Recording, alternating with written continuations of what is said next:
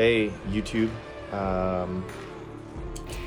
spray foam coating here from Nightcrawler RC Parks LLC, back with part 2 of the Moab, Utah RC Park build.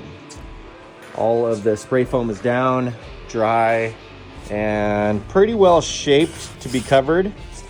And normally I would use the plaster cloth where it comes in a roll and you dip it in water and throw it down over your stuff. But since this build is so big, I was looking for a more cost-effective way to do this. So what I ended up doing was getting this bed sheets that are jersey material, so jersey sheets. And then I mixed up a bucket of a whole box of plaster Paris and a whole jug of Mod Podge, and then mixed that in with water until it was kind of a soupy consistency. Soaked those bed sheets in it and started draping it over the landscape. This is something I saw from people doing artwork and different things like that, but I've never actually seen it done on terrain features like this, especially something that has to be durable enough to crawl on. So tomorrow, if it dries, it's like 15 degrees outside right now and snowing, which you cannot see through this window.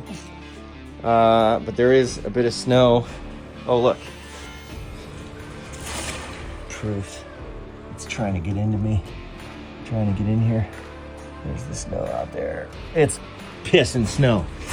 And my heater just ran out of propane. Ooh, so probably not going to be super warm in this barn tonight. So I don't know how well this is all going to dry or how it's going to shrink or whatever. But stay tuned for part 3. We'll kind of see how it turned out. So on this side, I started throwing down some Flex Seal, just clear Flex Seal, and a bunch of Gorilla spray adhesive. Just soaked it in that after it was already soaked in the Mod Podge plaster Paris soupy stuff. The idea behind this is I wanted to dump a bunch of sand all over it and get it to really just kind of harden up and get firm enough to crawl on. So this is going to be the base layer, the base coat of, we're going to paint all over the top of this. So tomorrow I'll get out here with the air hose and spray all the excess sand off. Hopefully all this will be nice and hard and ready to paint by then. And we'll throw about probably 5 or 6 coats on top of this, mixed in with some of that decorative gravel from Hobby Lobby. And the idea obviously being get enough traction to make it up some of these steep sections. So we'll see how it goes. Now we're about 10 hours into the build, and it's really kind of starting to come together. It's for a customer and I'm trying some new things, so it is worrying me a little bit about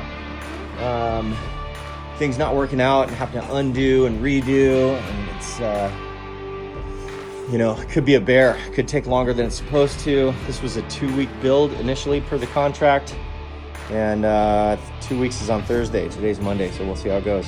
So tune in for next one. I think we'll be done with all the terrain paint and get into the little details for the final video.